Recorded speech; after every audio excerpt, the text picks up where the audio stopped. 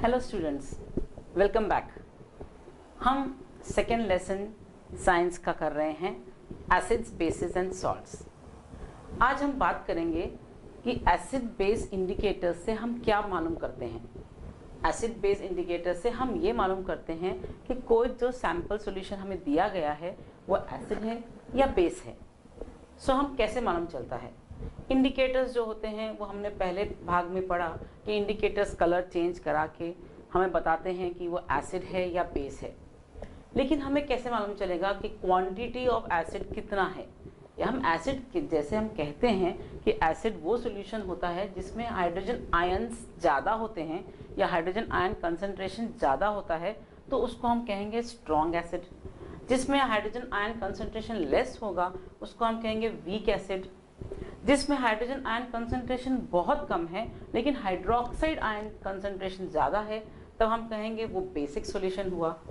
तो ये कौन पहचानता है? इसका इंडिकेट करने का कोई तरीका है क्या कि एसिड कितना स्ट्रॉन्ग है या बेस कितना स्ट्रॉन्ग है, या एसिड है तो वो वीक एसिड है या स्ट्रॉन्ग एसिड है, या बेस है तो वीक बेस है या स्ट्रॉन्ग बेस है? तो उसके लिए एक कॉमन स्ट्रिप आती है, उसको हम कहते हैं यूनिवर्सल इंडिकेटर। ये यूनिवर्सल इंडिकेटर बनता कैसे है? Universal indicator actually is a mixture of all the indicators. जितने सिंथेटिक इंडिकेटर्स हम बनाते हैं उन सबको मिला के अगर आप बनाएं तो वो एक यूनिवर्सल इंडिकेटर के नाम से हमें एक स्ट्रिप मिलती है। अगर हम वो इंडिकेटर यूज़ करें या यूनिवर्सल इंडिकेटर यूज़ करें तो हमें मालूम चलता है कि अप्रॉक्सीमेट पीएच क्या होगा। अब मैंने पीएच की बात की, तो पीएच क्या हुआ? हर सॉल्यूशन का पीएच होता है, हर एनवायरनमेंट का एक पीएच होता है, हमारी बॉडी में भी एक पीएच होता है। तो ये पीएच की जो मैं बात कर रही हूँ, पीएच क्या है? पीएच होता है पोटेंस ऑफ हाइड्रोजन। जब हाइड्रोजन आयन कॉन्सेंट्रेशन को हम मेजर करते हैं तो उसका कितना पोटेंशियल है, उसका कितना पावर है, वो जब हम मेजर करते हैं तो हम कहते हैं हम पीएच मेजर कर रहे हैं। जो पोटेंस वर्ड है वो जर्मन वर्ड है। सो जर्मन वर्ड से बना है potence of hydrogen, potence of hydrogen ion concentration. अगर हाइड्रोजन आयन कंसंट्रेशन ज़्यादा है तो हम बोलेंगे बहुत स्ट्रॉन्ग एसिड है। सो उस पीएच को समझने के लिए एक पीएच स्केल बनाई गई है। जो पीएच स्केल की रेंज है 0 to 14। मैंने यहाँ एक पीएच स्केल बनाई है जो आपको सिर्फ दिखाने दर्शाती है कि पीएच स्केल कैसी हो सकती है। एक्चुअली पीएच स्केल होती क्या है? A scale for measuring hydrogen ion concentration is called pH scale. ऐसी कोई स्केल जो दिखाती है कि मैंने अगर वो सॉल्यूशन को पहचाना और मैंने उसको रंग से पहचाना, या मैंने डिप करके यूनिवर्सल इंडिकेटर को डिप करके देखा कि कौन सा कलर आया है, तो मुझे कैसे मालूम चलेगा कि वो पीएच स्केल में कहाँ बैठ रहा है? तो पीएच स्केल, उसके लिए हमको समझना पड़ेगा कि पीएच स्केल होता क्या है। पीएच स्केल है जो हम मेजर करते हैं हाइड्रोजन आयन कंसंट्रेशन को, कितना हाइड्रोजन प्रेजेंट है या कितना हाइड्रोजन पॉजिटिव आयंस उसमें प्रेजेंट हैं। ये जब हम मेजर करते हैं तो हम कहते हैं हम पीएच स्केल से मेजर कर रहे हैं। अब मैं आपको बताती हूँ पीएच स्केल क्या होता है। ये पीएच स्केल है, यहाँ मैंने लिखा है 0, यहाँ मैंने लिखा है 7 और यहाँ मैंने लिखा है 14। मतलब pH scale range starts from 0 to 14। तो 0 to 14, अगर 0 to 14 में कहूँ तो इसमें एसिडिक पार्ट कौन सा हुआ? तो मैंने जो आपको ये शेडेड पार्ट बताया है ये दिखा रहा है hydrogen ion concentration. So left side जो स्केल की है उसमें आप देखेंगे ज़्यादा मोटा हाइड्रोजन आयन का मैंने कलर शेडेड बनाया है। इसका मतलब ये हुआ कि यहाँ पर हाइड्रोजन आयन कंसंट्रेशन ज़्यादा है। तो ज़्यादा है इसका मतलब 0 to 7 के रेंज में, 0, 1, 2, 3, 4, 5, 6, 7, 0 to 7 के रेंज में अगर हाइड्रोजन आयन कंसंट्रेशन है तो हम कहेंगे वो एसिड है, वो सॉल्यूशन एसिडिक है या वो सॉल्यूशन एसिड है। और अगर 7 to 14 के बीच में आता है कलर रेंज या पीएच स्केल में जो रेंज आता है तो वो हम कहेंगे हाइड्रोजन आयन कंसंट्रेशन कम होता जा रहा है, कम होता जा रहा है और हाइड्रोक्सिल आयन ये बढ़ता जा रहा है। जब हाइड्रोक्सिल आयन बढ़ रहा है और हाइड्रोजन आयन कम हो रहा है तो हम कहेंगे ये बेसिक सॉल्यूशन है। अगर आपको कोई सैंपल सॉल्यूशन दिया है और उसमें आपको पहचानना है और आपका पीएच आ रहा है मोर देन 7, अगर 7 से ज़्यादा आपका पीएच आ रहा है तो आप कहेंगे कि वो बेसिक सॉल्यूशन है। अब आप देखिए यहाँ मैंने न्यूट्रल लिखा है, एट 7 मैंने न्यूट्रल लिखा है, तो 7 पे क्या होता है, हाइड्रोजन आयन और हाइड्रोक्सिल आयन का कॉम्बिनेशन ऑलमोस्ट सेम रहता है। जितना कॉन्सेंट्रेशन हाइड्रोजन का होगा उतना ही कॉन्सेंट्रेशन लगभग हाइड्रोक्साइड का होगा, इसलिए वो न्यूट्रल सॉल्यूशन बना देते हैं। अगर कोई सॉल्यूशन आपको दिखाता है कि वो 7 या आसपास 7 के है तो आप कह सकते हैं it is a neutral solution, right. 3 चीजें याद रखनी है। स्केल के लेफ्ट साइड में एसिड दिखा रहा है 0 to 7, स्केल के राइट साइड में 7 to 14 में बेस दिखाता है या बेसिक सॉल्यूशन दिखाता है, और बीचों बीच जहां पर हम बोल सकते हैं कि hydrogen ion and hydroxide ion का कॉन्सेंट्रेशन सेम होगा, उसको हम कहते हैं न्यूट्रल सॉल्यूशन। अगर आपको क्वेश्चन आता है a solution has a pH 7, what is it's nature, मतलब अगर एक सॉल्यूशन का पीएच मैं बता रही हूँ 7 है तो उसका नेचर कैसा होगा, क्या वो एसिडिक होगा, क्या वो न्यूट्रल होगा, क्या वो बेसिक होगा। तो अगर 7 बोला जा रहा है तो आप बोलेंगे it is neutral, obviously it is neutral, क्योंकि यहाँ न्यूट्रल पे hydrogen ion and hydroxide ion का कॉम्बिनेशन एकदम कॉन्सेंट्रेशन सेम रहता है। आपको याद कैसे रखना है, ए एन बी, हम लोग ABCD याद रखते हैं ना, वैसे आपको याद रखना है ए एन बी कैसे याद रखेंगे, लेफ्ट साइड में A, फिर N न्यूट्रल और फिर B। ANB ये एक टिप है याद रखने के लिए कि पीएच स्केल कैसी होती है। अगर 0 to 7 आता है तो मैं कह सकती हूँ यहाँ पर एसिडिक नेचर है, लेकिन एसिडिक नेचर अगर मैं बोल रही हूँ 2 सॉल्यूशन है मेरे पास, एक का pH 1 है, एक का pH 5 है, तो आप कैसे बोलेंगे कि कौन सा एसिड स्ट्रॉन्ग है। तो ऑब्वियसली यहां आप देख रहे हैं शेडेड पोर्शन ज्यादा है, टुवर्ड्स 0 शेडेड पोर्शन ज्यादा है, इसका मतलब टुवर्ड्स 0 ज्यादा होगा, वो ज्यादा स्ट्रॉन्ग होगा। तो अगर किसी सॉल्यूशन का pH 1 है और दूसरे सॉल्यूशन का pH 5 है तो आप बोलेंगे 1 ज्यादा पास है 0 के, मतलब वो ज्यादा एसिडिक हुआ। जितना पास 0 के रहेगा उतना ज्यादा एसिडिक सॉल्यूशन होगा। अगर मैं कहूं कि यहां पर कहीं 1 है, 2 है, 3 है, 4 है, 5 है, 6 है, 7 है, बिटवीन 0 to 7 तो एसिडिक हो गया, लेकिन जितना 0 के पास नजदीक होगा वो ज्यादा स्ट्रॉन्ग एसिड होगा, और जितना 0 से दूर होगा वो वीक एसिड होगा। तो जैसे ये मैंने एरो दिखाया है टुवर्ड्स 0, तो मैं कहूंगी एसिडिक नेचर इज इंक्रीजिंग। तो 0 के पास ज्यादा गया pH वैल्यू, तो आप बोल सकते हैं nature is very highly acidic. ठीक है, अगर ये इस तरफ ज्यादा गया तो आप बोलेंगे कि सपोज यहाँ पर आया 5 या 6, तो आप बोलेंगे कि एसिडिक नेचर तो है लेकिन एसिडिक नेचर वीक है, that means it is a weak acid.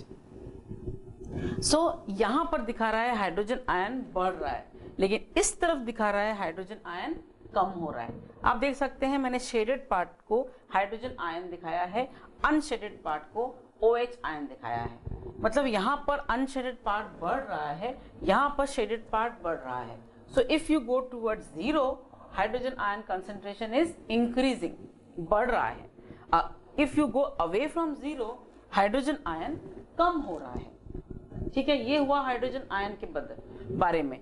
लेकिन अगर हम OH आयन के बारे में बात करना चाहें तो मैं कह सकती हूँ टुवर्ड्स 0 जा रहा है तो OH आयन कम है। देखिए यहाँ पर OH आयन कम है, लेकिन टुवर्ड्स 14 जा रहा है तो OH आयन ज्यादा है। यहाँ पर जो मैंने एरो दिखाया है वो दिखाया है decrease in hydrogen ion concentration, but यहाँ हाइड्रोजन आयन कॉन्सेंट्रेशन तो डिक्रीज हो रहा है लेकिन OH आयन कॉन्सेंट्रेशन इंक्रीज हो रहा है। इन शॉर्ट अगर मुझे दोहराना है तो मैं ये बताऊंगी पीएच स्केल स्टार्ट्स और ranges from 0 to 14। PH scale की रेंज होती है 0 to 14। बहुत बच्चे गलती करते हैं, वो कहते हैं 1 to 14। It's not 1 to 14, it is 0 to 14। ठीक है, अब 0 to 7 एसिडिक दिखाता है, 7 to 14 बेसिक दिखाता है। इतना आपको बेसिक चीजें याद रखनी है। अब मैंने आपको एक टिप बताई, ANB। A मतलब लेफ्ट साइड पे आपका आता है एसिडिक नेचर, बीच में आता है न्यूट्रल नेचर और राइट साइड जैसे बी में आता है बेसिक नेचर। लेफ्ट साइड में एसिडिक नेचर इंक्रीज होता है, राइट साइड में बेसिक नेचर इंक्रीज होता है। ठीक है, लेफ्ट साइड में आप 0 की तरफ जाएंगे तो हाइड्रोजन आयन कंसंट्रेशन बढ़ता जाएगा, इसका मतलब वो स्ट्रॉन्ग एसिड है।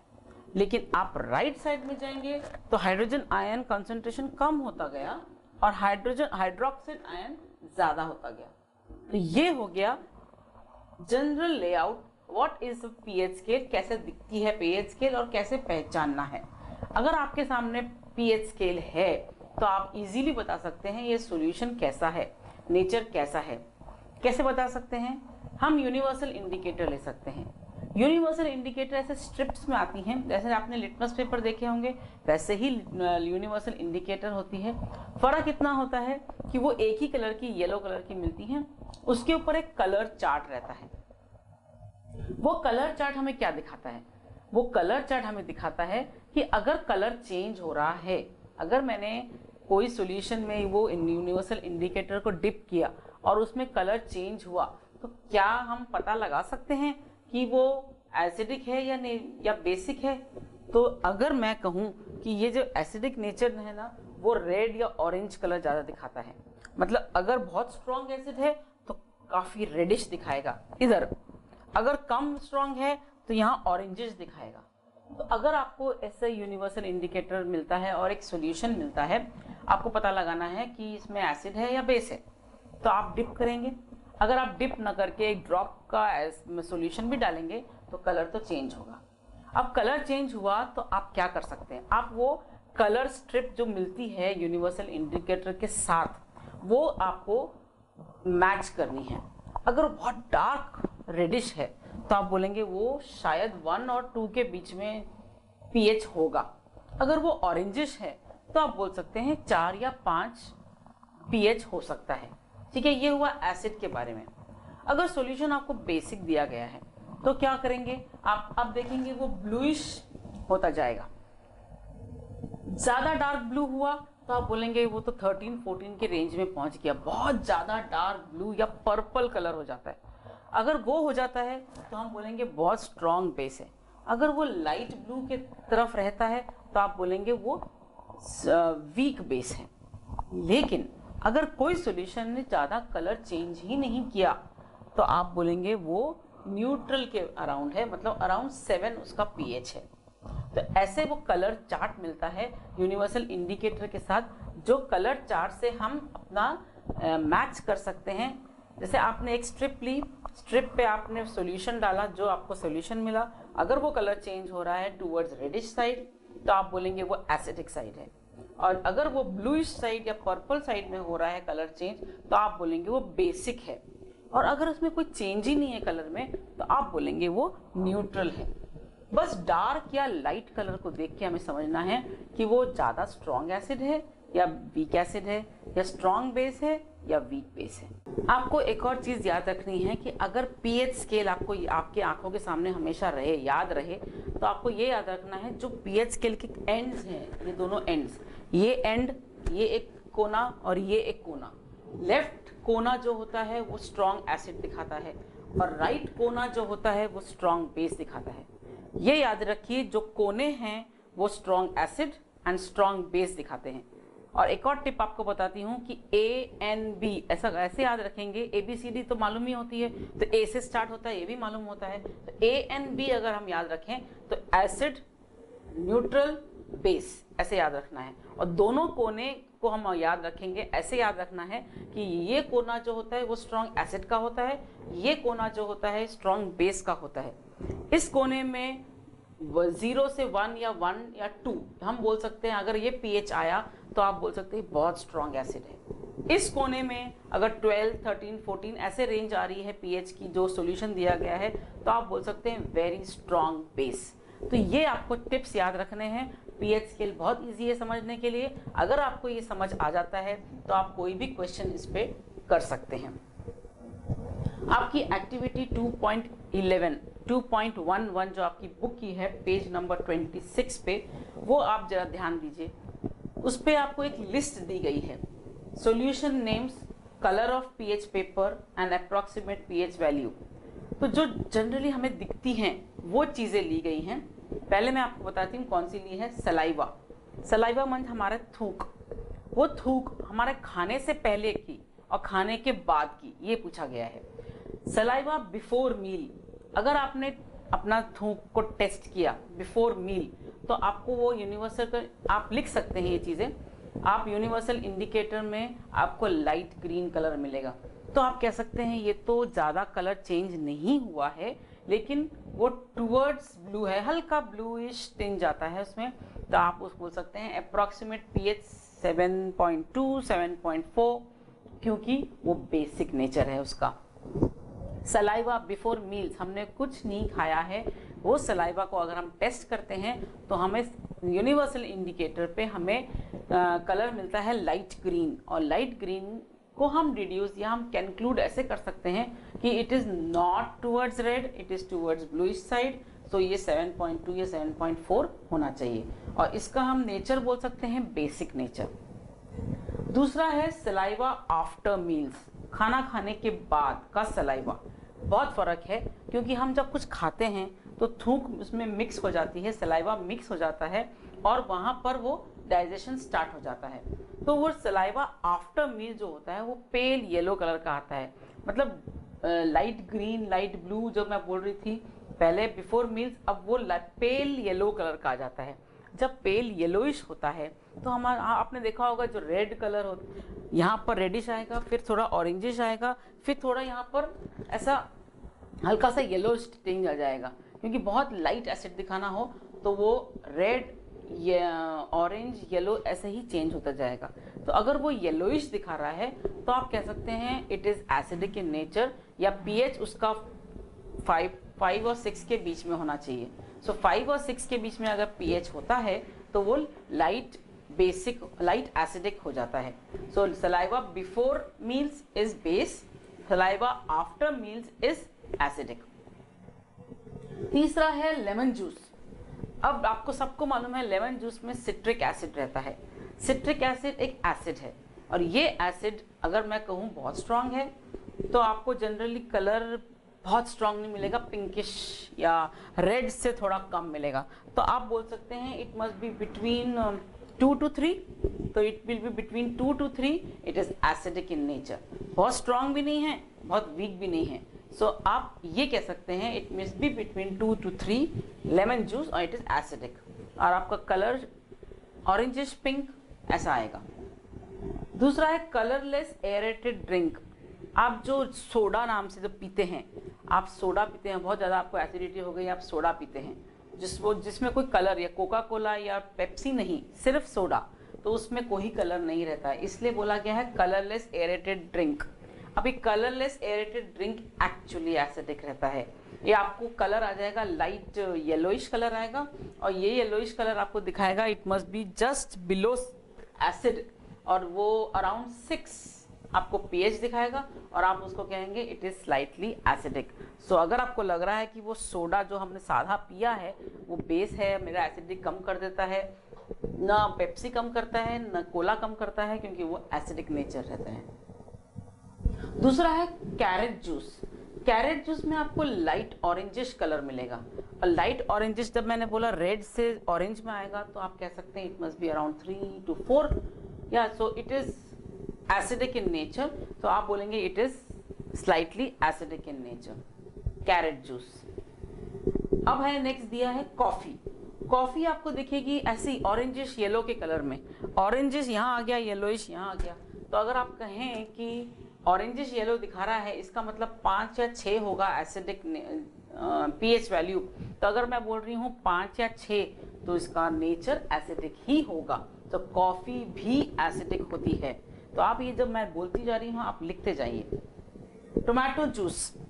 टोमेटो जूस बहुत स्ट्रॉन्ग ऑरेंज कलर दिखाता है, मतलब यहाँ तो टोटल रेड दिखाता है, यहाँ स्ट्रॉन्ग ऑरेंज कलर दिखाता है। तो ऑरेंज कलर दिखा रहा है, इसका मतलब वो एसिडिक है। और ऑरेंज कलर मैं बोल सकती हूँ इस तरफ कहीं पर ऑरेंज कलर है, it must be 4 to 5, so it is acidic in nature. Tap water. अब जब मैं टैप वाटर की बात कर रही हूँ तो डिस्टिल वाटर और टैप वाटर में फ़र्क बताती हूँ। डिस्टिल वाटर में कोई भी प्रकार की इम्प्यूरिटी नहीं रहती है, कोई भी प्रकार के आयंस नहीं रहते हैं, कोई भी प्रकार के सॉल्ट्स नहीं रहते हैं।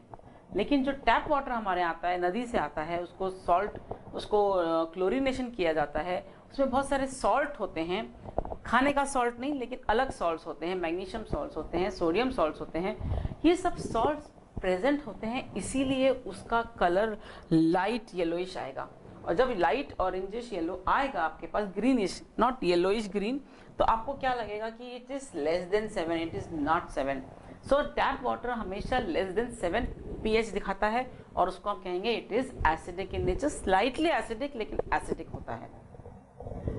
लास्ट सेकेंड बताया है 1 molar NaOH, that means 1 molar sodium hydroxide. अब आपको मालूम है sodium hydroxide is a very strong base.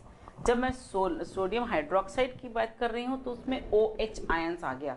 OH ions आया तो वो एकदम डार्क ब्लू पर्पलिश दिखाएगा आपको कलर। जब डार्क ब्लू पर्पलिश दिखाएगा तो आप बोलेंगे अरे ये तो बहुत स्ट्रॉन्ग बेस है, क्योंकि मैंने बताया आपको इन दोनों कोनों में स्ट्रॉन्ग, इधर स्ट्रॉन्ग एसिड, इधर स्ट्रॉन्ग बेस। तो जब स्ट्रॉन्ग बेस की बात हो रही है, बहुत स्ट्रॉन्ग बेस कैसे मालूम चला कि इसमें वेरी डार्क ब्लू या पर्पल कलर आ गया, तो हम बोलेंगे it must be between 13 to 14 and it is showing a very strong base. और लास्ट है 1 molar HCl, that is hydrochloric acid. अगर हाइड्रोक्लोरिक एसिड की बात करें तो it is one of the very strong acids, और जब वो 1 मोलार की बात करें तो क्वाइट स्ट्रॉन्ग एसिडिक नेचर दिखाता है, और वो आपको परफेक्ट रेड दिखाएगा। जब रेड दिखाएगा तो आप बोल सकते हैं इसका 0 to 1 के बीच में आ रहा है। So when it is range between 0 to 1 आप कह सकते हैं it is a very strong acid. So आपने देखिए जो लिस्ट है एक्टिविटी 2.11 की, इसमें सलाइवा से लेके कैरेट जूस से लेके कॉफ़ी से लेके सब आपको पूछा गया है। आपको इसका कलर देखना है, डिप, ये जो सॉल्यूशन दिए जाते हैं वो सॉल्यूशन एक एक ड्रॉप अगर आप यूनिवर्सल इंडिकेटर पे डालते हैं तो उसको अलग अलग कलर्स मिलते हैं। जब अलग कलर को हम वो चार्ट जो यूनिवर्सल इंडिकेटर के साथ एक चार्ट आता है, चार्ट में अगर हम कंपेयर करें तो आप देखेंगे कि वो कंपैरिजन से हमको अप्रॉक्सीमेट pH समझ में आ जाता है, और अप्रॉक्सीमेट pH जब समझ में आता है तो हमें उसका रेंज भी समझ में आ जाते हैं कि कैसे होगा, स्लाइटली एसिडिक है या बहुत स्ट्रांगली एसिडिक है या बेसिक नेचर है या न्यूट्रल नेचर है। हमने पढ़ा कि pH का क्या इंपॉर्टेंस है, pH स्केल से हमें कैसे मालूम चलेगा कि क्या सॉल्यूशन या कौन सा सॉल्यूशन एसिडिक है या बेसिक है। अब हम ये जानने की कोशिश करेंगे कि हमारे एवरीडे लाइफ में, रोज की ज़िंदगी में pH का कितना महत्व है। So importance of pH in our everyday life, what is the importance. तो पहली चीज़ ये पूछना है मेरे को कि are plants and animals sensitive towards pH। क्या pH के फ़र्क से हमारे प्लांट्स एंड एनिमल्स में कुछ प्रॉब्लम आ सकता है। देखिए, जैसे हम कहते हैं कि आजकल बहुत ज़्यादा पोल्यूशन हो गया है, राइट। सो जैसे पोल्यूशन, जैसे कार्बन डाइऑक्साइड है, सल्फर डाइऑक्साइड है, नाइट्रोजन डाइऑक्साइड है, कार्बन मोनोऑक्साइड है, ये जो व्हीकल्स से या कार, स्कूटर्स, ट्रक्स, इन सब से जो स्मोक निकल रहा है, एग्जॉस्ट फ्यूम्स निकलते हैं, इनमें ये सब गैसेस प्रेजेंट रहती हैं। और ये जो गैसेस हैं और फैक्ट्रीज है, इंडस्ट्रीज है, उनमें भी काफ़ी गैसेस निकलती हैं।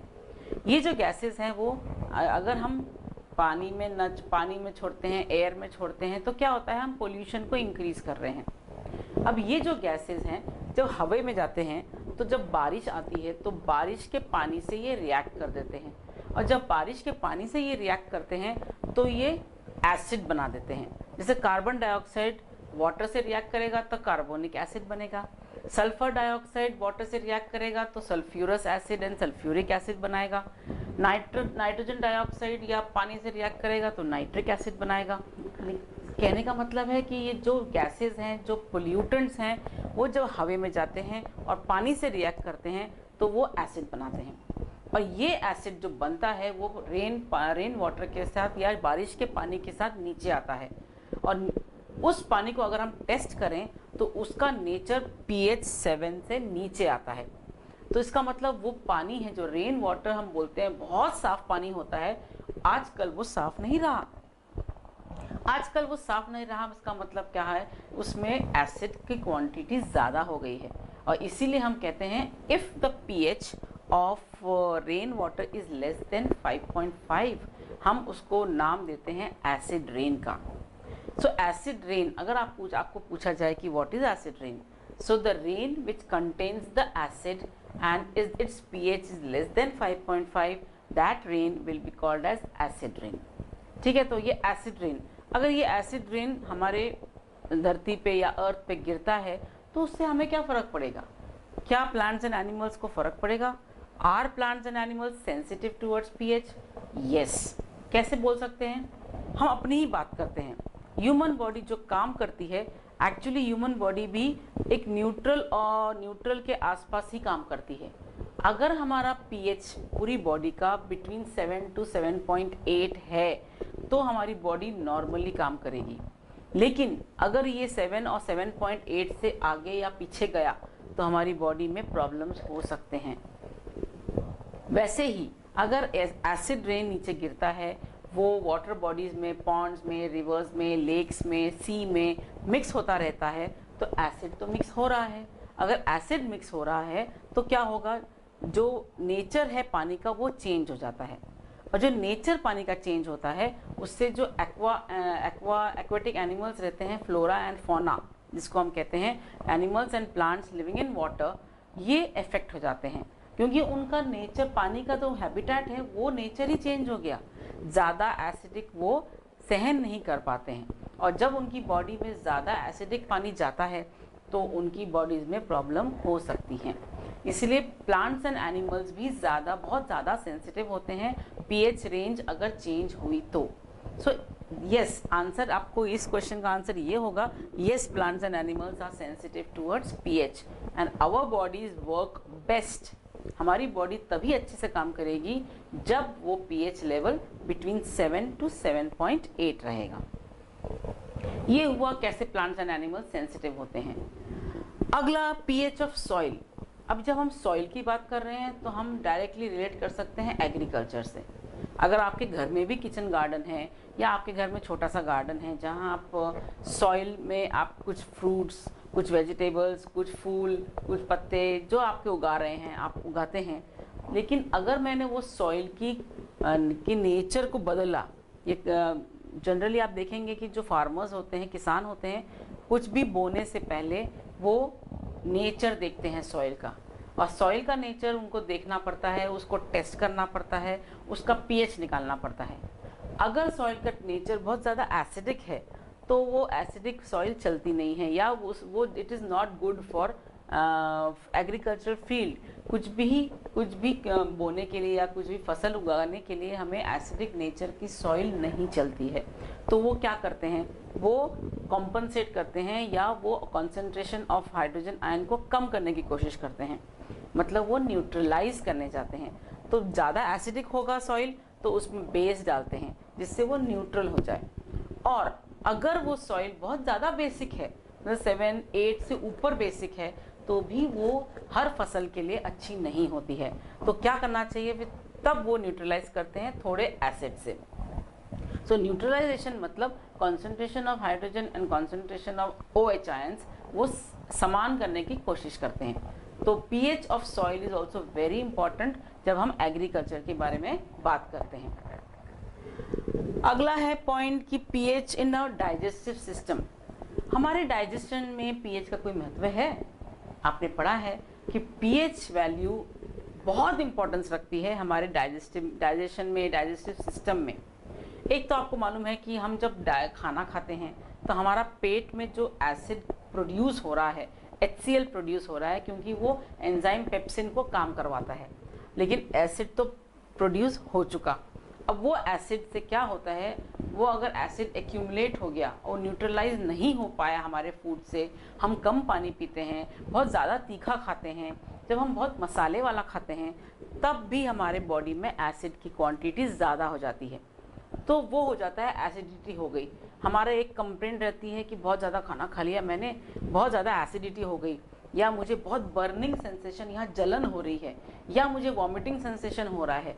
ये सारे सिम्टम्स पीएच कम होने के दिखा रहे हैं, मतलब एसिडिक नेचर बढ़ने के दिखा रहे हैं। तो अगर मुझे बहुत ज़्यादा एसिडिटी हो गई है तो मुझे क्या करना चाहिए? मुझे या तो फिर जैसे मार्केट में आज इनो मिलता है, वो इनो होता क्या है? इनो होता है एंटासिड। एंटासिड जेल्यूसिल के नाम से मिलता है मार्केट में, जो पिंक कलर की दवाई होती है या पिंक कलर का लिक्विड होता है। ये सारे बेस होते हैं और ये जेल्यूसिल या कोई भी एंटासिड में एक कॉमन चीज़ होती है, कोई हाइड्रोक्साइड होता है और कॉमनली हम मैग्नीशियम हाइड्रोक्साइड यूज़ करते हैं जो सेफ रहता है। तो अगर मुझे एसिडिटी हो गई तो मैं क्या करूँगी कि मैं या तो फिर जेल्यूसिल खाऊंगी या इनो पीऊँगी या एंटासिड लूँगी। तो मैं एक्चुअली कर क्या रही हूँ? मेरी एसिडिटी को न्यूट्रलाइज करने की कोशिश कर रही हूँ बेस के द्वारा। तो इससे क्या होगा? न्यूट्रलाइजेशन होगा, हमारी एसिडिटी की तकलीफ कम हो जाएगी। तो इससे हम कह सकते हैं कि हमारे डाइजेस्टिव सिस्टम में पीएच का बहुत ज़्यादा महत्व है। वैसे ही डाइजेस्टिव सिस्टम के साथ साथ हमारे दांतों में भी पीएच का बहुत इंपॉर्टेंस होता है। जैसे अब हमारे दांतों का काम क्या है? हमारे दांतों का काम है चबाना। अब हम फूड को चबाते हैं, करेक्ट? हम जब फूड को चबा रहे हैं तो कभी कभी फूड पार्टिकल्स हमारे दांतों के बीच में अटक जाते हैं, ठीक है? अगर हमने इमीडिएटली मुंह नहीं धोया है, इमीडिएटली ब्रश नहीं किया है, तो फूड पार्टिकल्स रह जाते हैं अंदर। अब ये जो फूड पार्टिकल्स हैं, इसके ऊपर micro organism like bacteria act करने लगता है और जब बैक्टीरिया ये खाने पे एक्ट करता है, it breaks down into simpler compounds. और जब ब्रेकिंग डाउन हो रहा है उसमें क्या होता है? वह एसिड प्रोड्यूस करते हैं और एसिड प्रोड्यूस करते हैं तो हमारे मुंह का जो एसिडिटी लेवल है वो बढ़ जाता है। मतलब एसिडिटी लेवल बढ़ रही है, इसका मतलब पीएच कम हो जाता है। और अगर हमारा पीएच कम हो जाता है तो उससे क्या होता है? वो जो एसिड बना है वो एसिड हमारे दांतों पे अटैक करता है। अभी दांत कैसे बने होते हैं? वो दांत का इनामल जो होता है वो कैल्शियम फॉस्फेट से बनता है और कैल्शियम फॉस्फेट इतना हार्ड होता है कि वो पानी में भी डिसॉल्व नहीं होता है। लेकिन कैल्शियम फॉस्फेट पे एसिड जो काम कर रहा है धीरे धीरे हमारे बैक्टीरिया के द्वारा, वो एसिड हमारे कैल्शियम फॉस्फेट को खा रहा है या कोरोड कर रहा है। इन अ वे वो कोरोड करता है और जब वो कोरोड करता है तो हमारे दांतों में कैविटीज़ बन जाती हैं। तो हम कहते हैं कि हमारे दांतों में टूथ डिके हो रहा है या दांतों में कैविटीज़ बन गई हैं। तो कैविटीज़ ना बने, टूथ डिके ना हो, दांत खराब ना हो, उसके लिए हमें क्या करना चाहिए? उसके लिए हमें पीएच अपना समान रखना चाहिए, न्यूट्रल के साइड। कैसे रखेंगे? हम खाना खाते हैं, खाना खाने के बाद इमीडिएटली मुंह धोना चाहिए, कुल्ला करना चाहिए, जिससे क्या होगा? जो भी फंसे हुए पार्टिकल्स हैं वो निकल जाएंगे। इफ़ पॉसिबल सुबह, शाम और रात आपको ब्रश करना चाहिए, जिससे क्या होगा? जो भी पार्टिकल्स अटके हुए हैं वो ब्रश से निकल जाएंगे। अगर पार्टिकल्स ऑफ फूड ही नहीं रहेंगे, फूड के जो कण होते हैं वो ही नहीं रहेंगे, तो बैक्टीरिया एक्ट ही नहीं करेगा। तो इससे हम टूथ डिके से या दांतों के सड़न से बच सकते हैं। तो ये आपने देखा कि पीएच का कितना महत्व है जब हम दांतों के बारे में बात कर रहे हैं, और कितना महत्व है ब्रश करने का महत्व, या आप कह लो कि कुल्ला करने का महत्व। अब एक और पार्ट आता है सेल्फ डिफेंस बाय प्लांट्स। ऐसे बहुत बार होता है कि जब कभी हम जंगलों में जा रहे हैं, ट्रैक में जा रहे हैं, या हमें मधुमक्खी ने काट लिया या हमें कोई बीटल ने काट लिया, तो क्या होता है? जब हम ट्रैक पे जाते हैं, कई कई प्लांट्स ऐसे होते हैं जिसके एंड्स बहुत शार्प होते हैं, एकदम कांटेदार होते हैं। एक्चुअली वो उनका डिफेंस मैकेनिज्म है। जब कांटा हमें चुभता है, मतलब नॉट एग्जैक्टली कांटा, लेकिन वो प्लांट का जो शार्प एंड है, अगर वो हमें चुभता है तो हमारा टेंडेंसी क्या होती है? हम जाके खुजलाते हैं, क्योंकि क्या हो रहा है? वो प्लांट हमारे बॉडी में एसिड डाल रहा है। अगर आपको मधुमक्खी ने काट लिया, आपको स्कॉर्पियो ने काट लिया, तो आपको क्या हो रहा है? एक्चुअली जो काटता है वो सेल्फ डिफेंस कर रहा है, वो अपने आप को बचा रहा है। उसको लगता है जो सामने आया है वो उसका दुश्मन है, तो वो बचा रहा है, वो हम काटने लगता है। जब वो काटता है, आप हनी बी ले लो, मधुमक्खी ले लो, या आप स्कॉर्पियन ले लो, क्रैब ले लो, इन सब में एक सेल्फ डिकेम मैकेनिज्म होता है, वो उनमें एक ताकत रहती है कि वो अपने दुश्मन के बॉडी में एसिड डाल देता है। अब ये एसिड मिथेनोइक एसिड हो सकता है, फॉर्मिक एसिड होता है, लेकिन एसिड होता है। और ये एसिड जो होते हैं ये हमें बहुत जलन पैदा करते हैं हमारी बॉडी में, इतना जलन पैदा करते हैं कि आप खुजलाते ही रह जाते हैं। जलन कम करने के लिए टूथपेस्ट लगाइए, बेकिंग सोडा लगाइए, चूना लगाइए, ऐसे बोला जाता है। अब चूना, बेकिंग सोडा क्या कर रहे हैं? एक्चुअली ये सब बेस है, और जब हम लगाते हैं अपने जहाँ पर हमें काटा है या जहाँ हमें चुभा है, हम एक्चुअली बेस डाल रहे हैं, वो एसिड जो आया है उसको न्यूट्रलाइज करने के लिए। तब इसीलिए हम कहते हैं कि जो सेल्फ मैकेनिज्म डिफेंस है या सेल्फ डिफेंस मैकेनिज्म है इन प्लांट्स एंड एनिमल्स में, वो खुद को बचाने के लिए है, लेकिन उनकी बॉडी में ये शक्ति रहती है कि वो हमें हमारे बॉडी में एसिड डाल सकें। तो ये एसिड जो होते हैं ये हमको जलाते हैं, हमारे स्किन को जलाते हैं। और ऐसे कौन से एसिड होते हैं? मैंने आपको 2 नाम अभी बताए, वो होते हैं methanoic acid and formic acid. ये कॉमनली देखे जाते हैं कि ये एसिड जो हमें काटता है एनिमल या प्लांट से हमें चुभता है, ये एसिड हमारे बॉडी में जाते हैं। अब मैं आपको एक लिस्ट जो दी गई है आपकी बुक में 28 पेज पे, उसमें है commonly naturally occurring acids. Acids जो नेचुरली ऑकर करते हैं वो कौन से हैं? आपने सुना होगा विनेगर, जो हम विनेगर यूज़ करते हैं प्रिजर्वेटिव में, या आप कह लें चाइनीज़ फूड में विनेगर यूज़ होता है, उसमें कौन सा एसिड रहता है? उसमें रहता है एसिटिक एसिड। आप आगे आने वाले लेसन्स में आप पढ़ने वाले हैं कि एसिटिक एसिड क्या होता है। ऑरेंज, जो हम संतरा खाते हैं, संतरे में सिट्रिक एसिड रहता है, एसिड ही है लेकिन वो नेचुरली ऑकरिंग है। टैमरिंड में, टैमरिंड मीन्स इमली, इमली में कौन सा एसिड रहता है? Tartaric acid. आप याद कैसे रखेंगे? Tamarind starts from T and tartaric acid also starts from T. दोनों टी से स्टार्ट हो रहे हैं, ऐसे याद रखने में आपको सुविधा होगी, इसलिए मैं आपको एक टिप बता रही हूँ। टोमेटो, जो टमाटर होते हैं उसमें ऑक्सैलिक एसिड होता है, वो नेचरली दिया होता है, ये सब एसिड उनमें होते हैं। सॉर मिल्क, जो अब कह लो कि कर्ड या दही में कौन सा एसिड होता है? दही में होता है लैक्टिक एसिड। लेमन, जो नींबू होता है, नींबू में होता है सिट्रिक एसिड। तो अभी आपने सिट्रिक एसिड देखा, ऑरेंज या संतरे में भी सिट्रिक एसिड होता है, नींबू में भी सिट्रिक एसिड होता है।